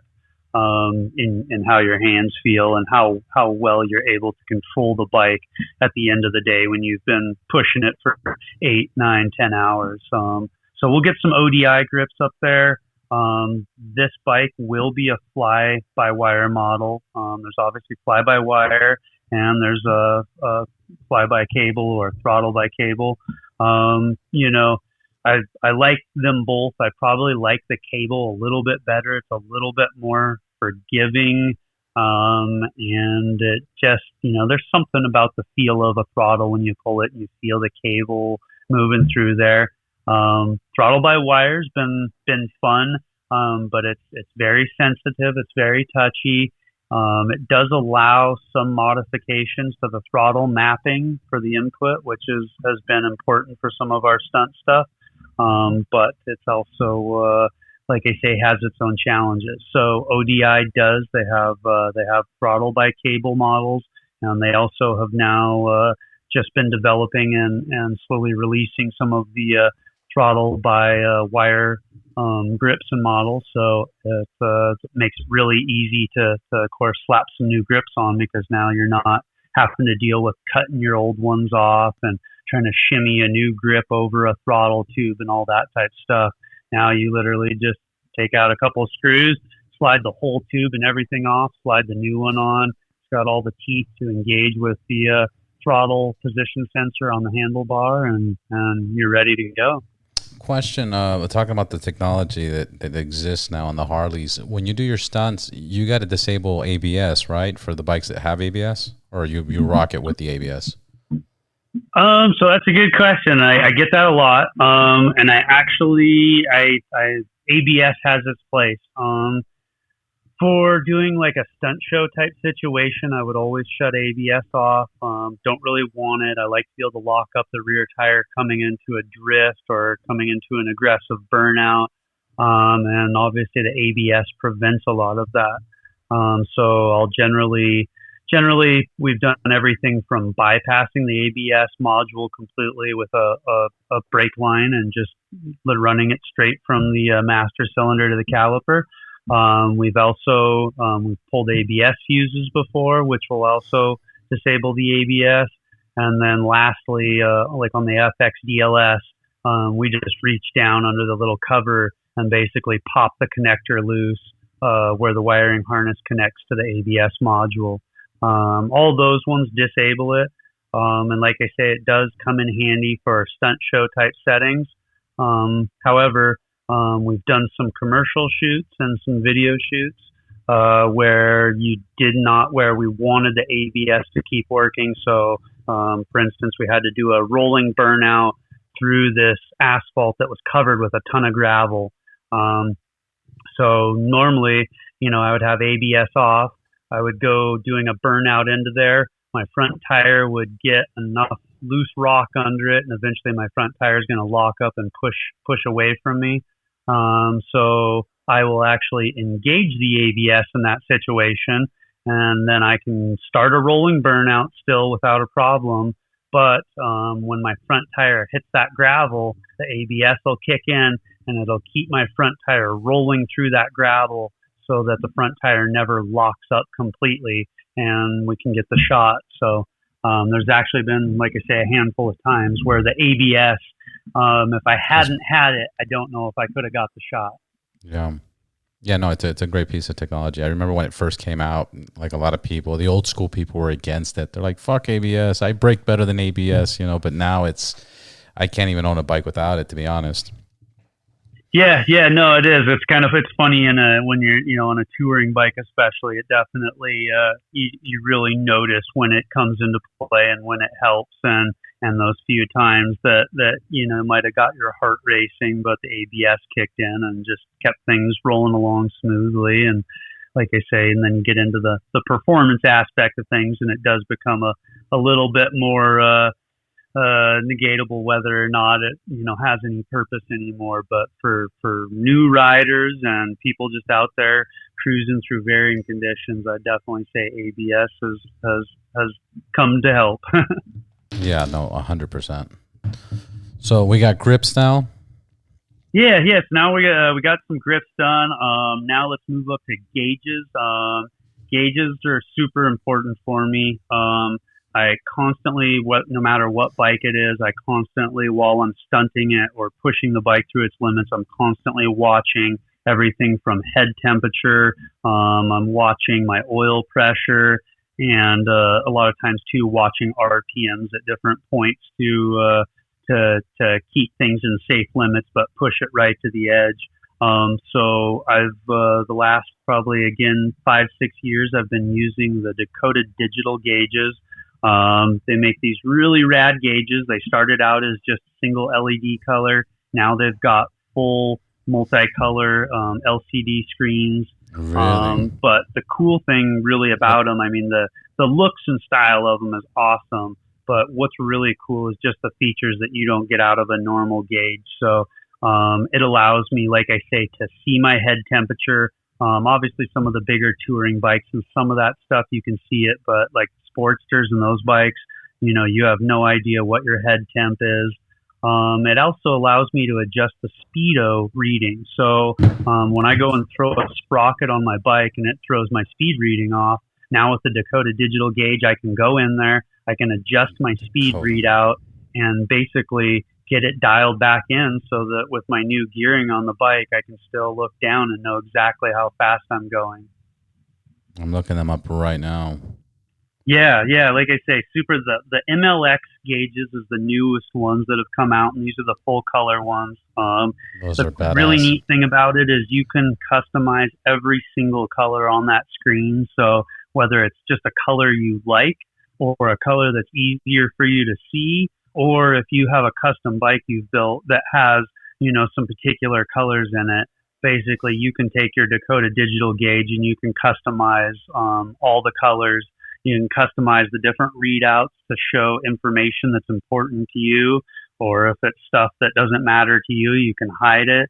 So it's just really a universal format to fit a lot of different applications, whether it's cruising and touring, whether it's racing, or in my case, stunt riding, and just a lot of really useful features in the gauge that come in handy that sometimes you wouldn't think about, or you wouldn't expect to be a big benefit, but it is. And it's actually really cool too. You can sync your phone to it, make all your color adjustments and stuff through your cell phone. So anyways, they make all sorts of gauges for hot rods and old cars and retro mod stuff and whatnot. But once I found them for gauges, like I say, I was really pumped to be able to watch some of the stuff. And like I say, for me, when I'm pushing those bikes, it's really important to watch the heat, watch the oil pressure, and that type of stuff, because that's obviously the livelihood of the motorcycle at that point when you're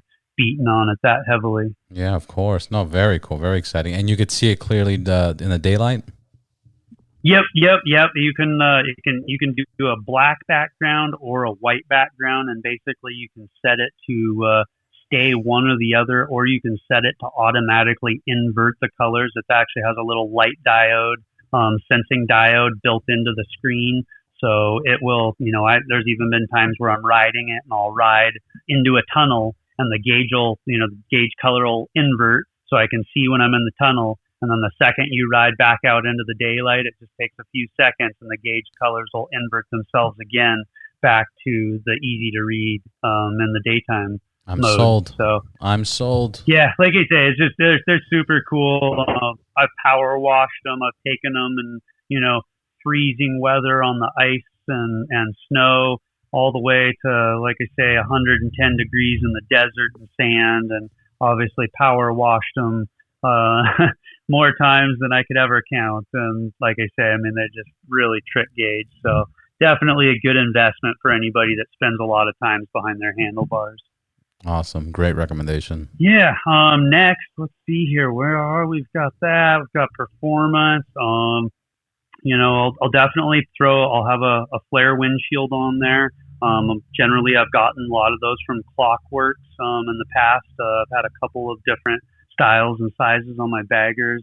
They make really good, quality products that, I've stood on my flare windshields. I've thrown bags on top of them inside the moto van and all sorts of stuff. So, they make just some really good quality products that handle the abuse and take a beating. They're a great shield, and they've been around forever.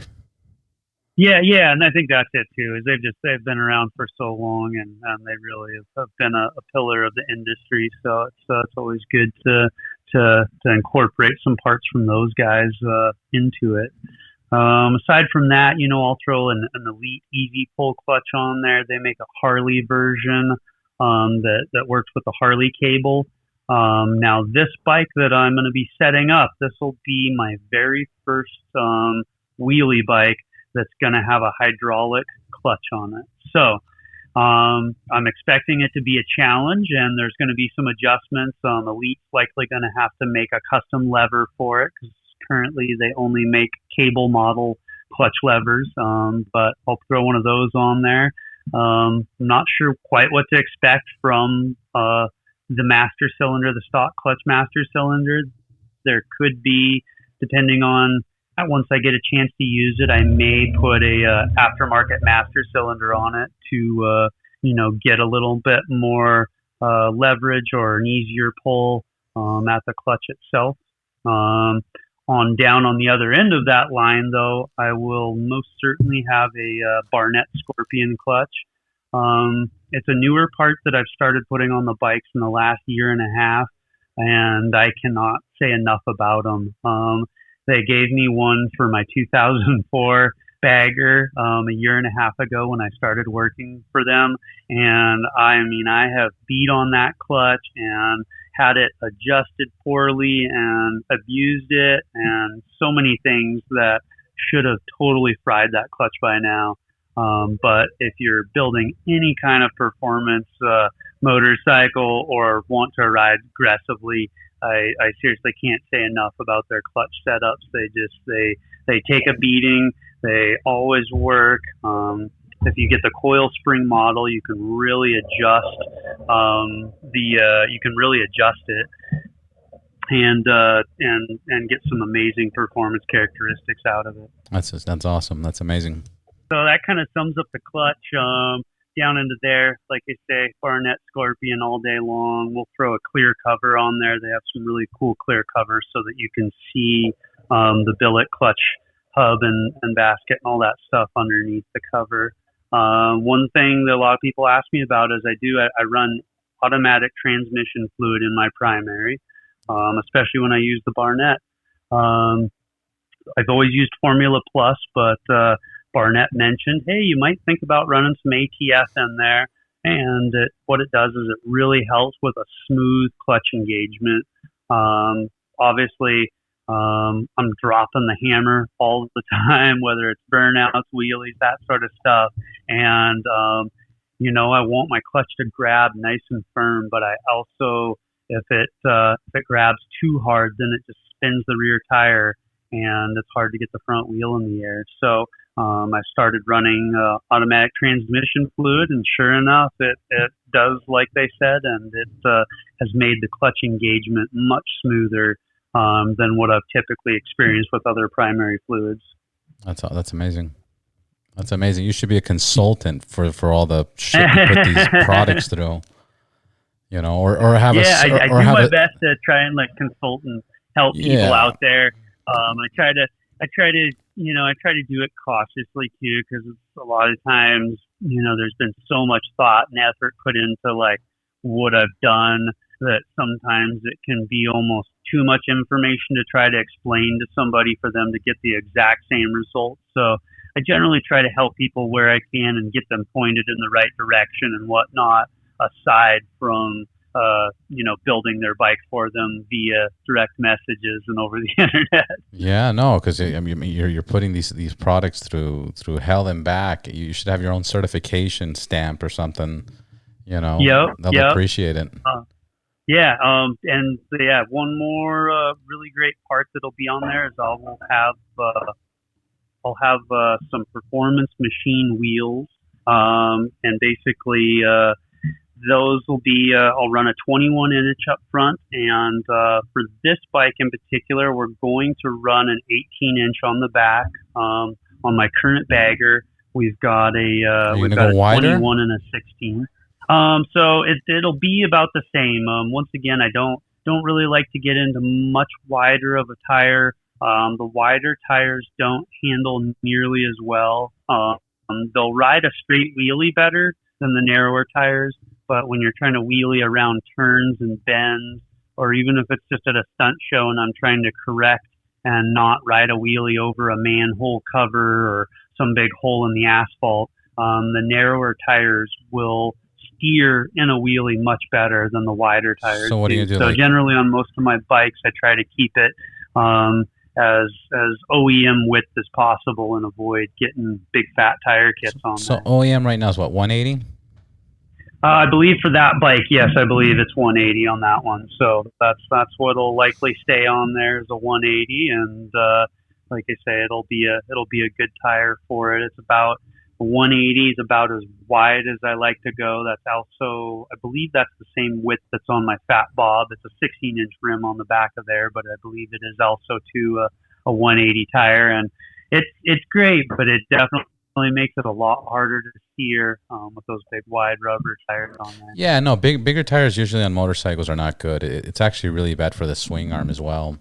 I knew this one. I knew this one person. They did a custom swing arm, and they did like a 300 in the back, and unfortunately, their swing arm snapped. They were on the 17 around San Jose, going from Santa Cruz to San Jose, and their whole back just snapped, and they passed away, unfortunately. But but wider tires are definitely not. I mean, they look interesting, especially when it's not factory equipped. Yeah, especially. Yeah, this was like a custom chopper with this super. Anyways, so then you're gonna do the tires. What about swing arm? So swing arm currently, we'll just keep the factory swing arm on there.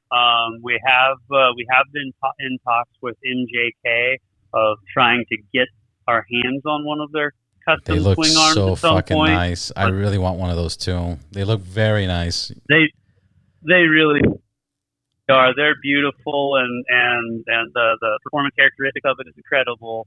But it's definitely one of those super spendy parts and super time consuming for what it takes them to make it. So we're hoping that we can kind of find a time when they've got a break and are going to pop some out, and that we can get some extra raw materials to them and hopefully do that. And I think I've covered a lot of the performance parts that are initially going to go on this bike. It's going to have a lot more stuff on it, like this MJK swing arm, or like an inverted front end. So there will be a lot of stuff that will develop over time. But for right now, originally that was kind of the plan, is to fully deck it out. But since the bike's been stuck in Canada, I haven't gotten to work on it or ride it. My mission is just to get it back here, get it set up as quickly as I can so I can at least start utilizing it. And then as time goes on, I'll really start to develop more custom parts and more really trick stuff for it.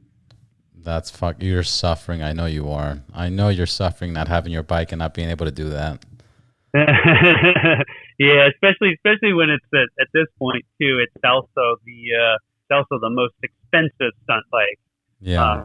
That I've got my hands on. Oh, so that's right. Kind of hard when your biggest, most expensive stunt bike is sitting collecting dust, and hopefully the battery's still got a charge in there. Oh, it doesn't. It absolutely doesn't. Yeah, it's been sitting in Canada since February. So, Rob, question. Let's get into your gear, and I want to talk about your helmet. Your helmet's fucking awesome. What is it? The Icon. Which model is that? Yeah. Yep. So all the helmets I use are all developed by Icon Motorsports. And then they have sort of another sort of offshoot that's the Icon 1000 brand. Once again, they were one of the very first companies. I think they were technically like the second company to ever sponsor me way back in the day when I was kind of just this wild kid with a dream. And, and there's, several companies at that time that were willing to take a risk and sponsor some guy who wanted to start stunt riding Harleys and do all this stuff. So that's been another company that I've really gotten to see them grow and watch them develop product. And it has been amazing to see, just the way that their design, the technology that they've incorporated, and the graphics and stuff that they've brought into the riding gear over the years has been super cool. Constantly working on new shell designs, and a lot of companies they'll get locked into a shell design, and it's kind of like they don't steer very far from it as they kick out new models as the years go. And it's been cool with Icon to see them kind of, basically create helmets that if you asked me 10 years ago to drop some wild ideas, like I never would have imagined that that's the route they would have gone down. So they have some That's really super awesome. cool helmets. They've got the probably I'd say my longtime favorite is the Airframe Pro.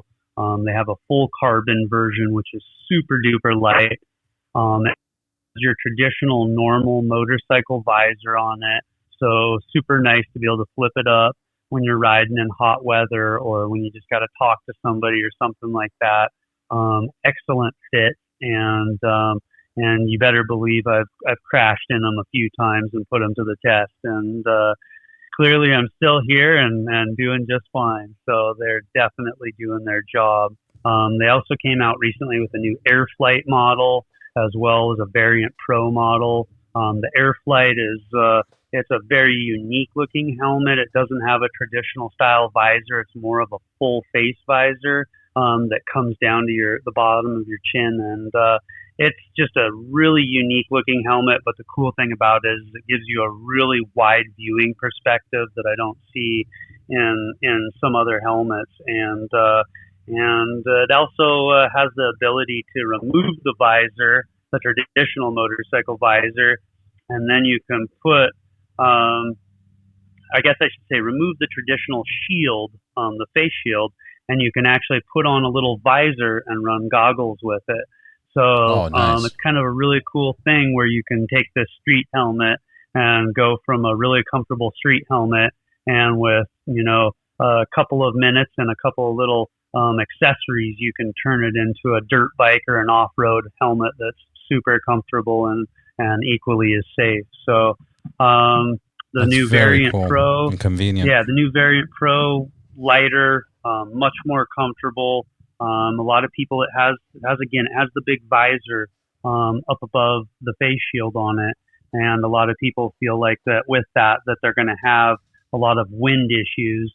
And Icon's really developed those visors well so that air and wind can pass through them. So like I say, from those features, drop down shields inside of the helmet so that you can on some of the models, so that you can have a clear visor on the outside for riding at night, and then you can have a tinted drop down shield so that you can ride at night. So anyways, just lots of really cool stuff from the Icon team. I think the biggest thing, about working with them is they really support the core. Down at the core, they support riders and they support people, and they don't always just support.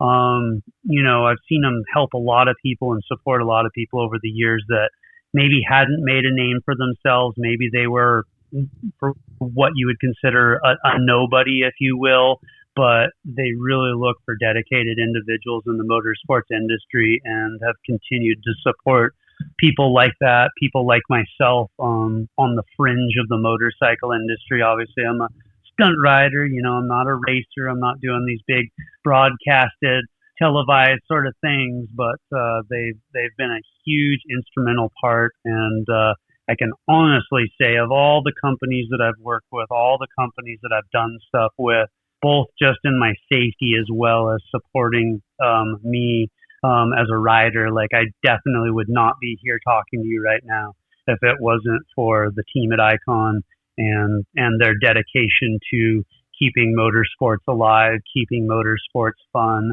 and keeping motorsports creative, and not just going down the same path that everybody else does because it's easier, because that's what the mainstream market is doing. Well, shout out to them, and we appreciate it. The listeners appreciate it. We all appreciate companies like that because we're all one community, and it's we need each other's back, and it's good that they have that much belief on new riders or new stunt people or people that don't have that brand. So what you just said is amazing, and thank you, Icon, for that. Yeah, absolutely. So and beyond their helmets, jackets, all that sort of stuff. They've really got a great diverse collection of, whether it's light duty vented gear all the way to your heavy duty, wet conditions, fall, winter type riding. They really have a good variety that they cycle through as time goes. And I think, it's, once again, they're constantly developing new stuff, and they're constantly, they're not afraid to fail. They're not afraid to try something new that nobody's done, or try a material that's never been done and not have it work out. But they always pay attention to it. They always pay attention and learn from it, and are constantly trying to make their jackets, their gloves, their riding pants, their footwear, and even their casual wear that much better than it was before. So where are they out of? Just super. So they're actually out of Portland, Oregon. Portland, and, Oregon. It's a lot of people look at the branding, and they look at everything that Icon does, and they think it's this big, huge team with all this, money to blow and all this type of stuff. And it's really, it's a quaint, tight knit group of people. Most of them all are dedicated motorcycle riders, or they're passionate about it in one way or another. And they really buckle down and work together as efficiently as you could possibly be, and turn out awesome products, rad designs, and sort of cool new ideas that you would expect from a much bigger firm or a much bigger group of individuals. So it's really cool when you get to meet the Icon team, to see how small and humble they are, and the cool results that they are able to make. I might reach out to them. I love listening to those, talking to people in the motorcycle industry and the entrepreneurship of the industry, because it's awesome. And Icon does. They have a real cool story. The guy who started it, Kurt, he just, he came from a military background and loved motorcycles and lots of stuff, but he just did not, once he got out of service and stuff like that, and even during his service, he just, he could tell you in a lot better words, but he just was not impressed with the gear out there, and the gear out there didn't excite him. It didn't seem like it fit the younger, edgier riders and people that wanted to look really good and also have gear that performed really well. And I think, Kurt's really taken a dream of his for a long time and really developed it into an incredible brand, and it continues to resonate out through the rest of the team that he's brought on board over the years. Yeah, that's amazing. That's really cool to hear. I wanted to ask you earlier, can you tell me real quick about your team? Who is your team? How long have you been working with you? Yeah, so my team kind of it's been obviously going for a good decade now as far as shows and stuff. It's evolved over the years. Obviously stunt riding is, again, it's a fringe activity. You can make money doing it, but you got to be very creative. You got to be very hardworking and very self-driven and motivated. And it involves a ton of time, when the spotlight's not on you to dedicate to it. So the team has evolved over the years. I've had several different guys that have came and rode with me for a number of time, and generally, it's either family stuff that they need to be home more. Obviously, when we're doing shows and doing all this stuff, we're traveling all the time during a regular summer season. I would be lucky to be home one weekend out of a month. So that's tough. It takes its toll on people, and their families and stuff like that to be heavily involved in it. So I had a guy from Florida that him and I sort of started in the beginning, and we rode for a couple of years. And then I had another gentleman out of Spokane, Washington, that rode with me for another few years. And then for about the last 3 to 4 years, I've got a guy named Joe Beavers out of Milwaukee, Wisconsin, and he's been doing. He primarily does all the shows and does all of that stuff with me when I do the stunt shows that are branded under One Wheel. But a lot of times I do ride with other teams and stuff like that. I mentioned the IMS, the indoor stunt shows we did all winter. for the Progressive International Motorcycle Tour. And, I rode with another guy, Kyle Sliger, who's an incredible sport bike rider, and another gentleman, Bill Ramsell, who he rides a 390 KTM.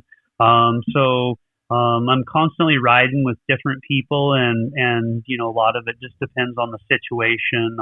Last year I did the Indian Thrill Show during Sturgis with Tony Carbajal. He's another, really talented rider.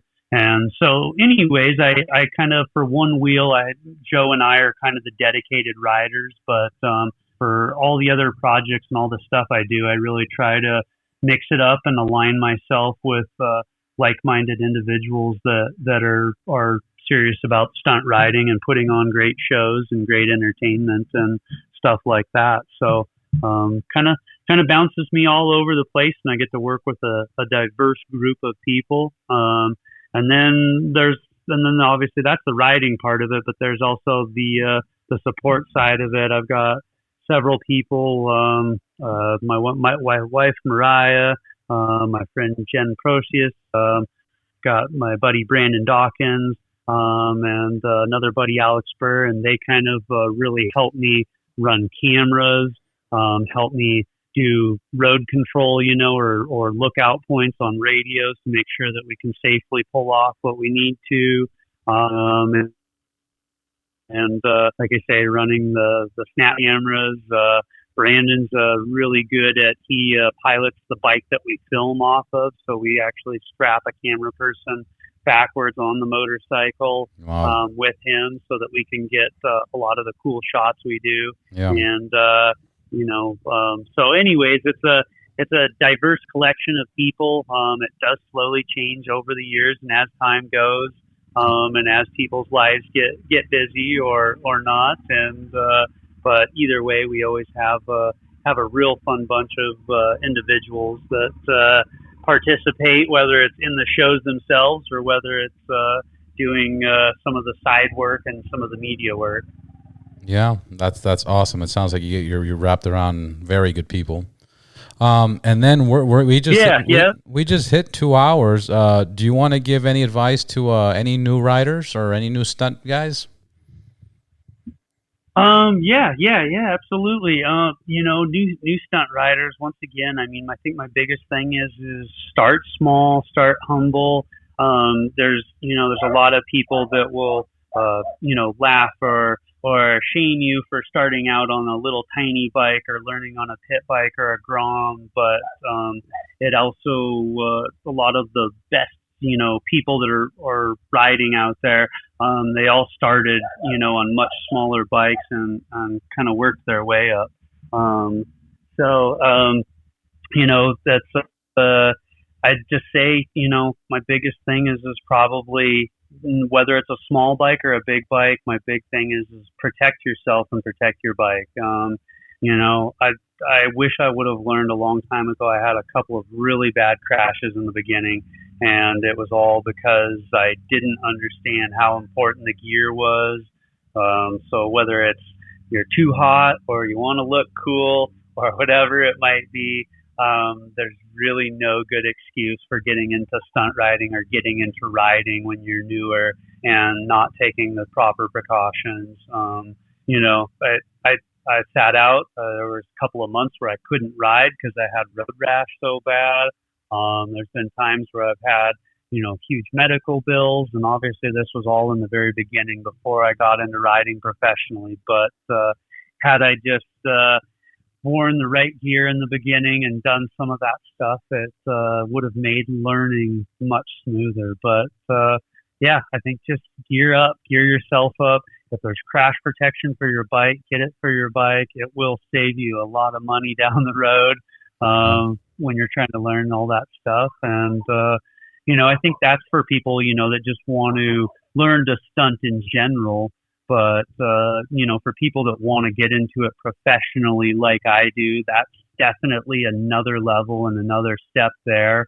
And at that point, once you have your skills down, your basic skills down, you've got a good bike and you can keep it looking nice, at that point, it's really when you want to get into it professionally, it could be stunt shows, it could be doing commercials, it could be making media, photo shoots, that type of stuff. It's really about figuring out what do the companies need, what do they want? Because, you know, a lot of times I know what I would like to go shoot or what I would like to go do, and sometimes I still do for fun, but it's really, you know, you really got to think from a business point of mind, and how can I marry this thing that I love doing and that is so entertaining for me, and how can I make this into something that they can package and sell? And, you know, that's really what it's about, you know, to go from just being a average lauder stunt rider to being a professional stunt rider is really figuring out how to package your talent, package your passion, and put it into a form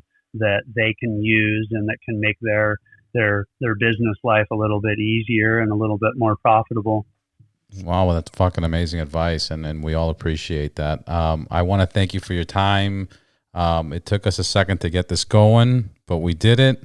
And I want to say thank you for your time, your sponsorships, your who you are, and your stunts.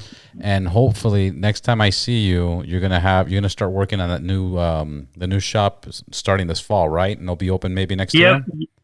Yeah. We'll be, depending on how soon winter rolls in up here in Montana, you know, it kind of can put construction at a halt. But if we have a real mild winter, then hopefully by early spring I'll be in there. And if not, if we have a harsh winter, then by early summer I should be in the new location and able to build a lot more bikes and create a lot more cool media. I've been wanting to work on a lot of the stuff that we covered on here today. You know, I've been wanting to kind of package some of that stuff into YouTube videos and stuff like that for people to reference, so that they don't have to try and you know, ask memorize. me 101 questions to find out all the answers that they want. So hopefully once the new shop's done, like I say, lots of new builds and also lots of more informational, instructional media that will help people pick up stunt riding, whether they just want to do it for fun or whether they want to try to make a career out of it as I have. Well, that's awesome. So perfect. So now we have you promising in the future YouTube videos and a new shop coming soon, right?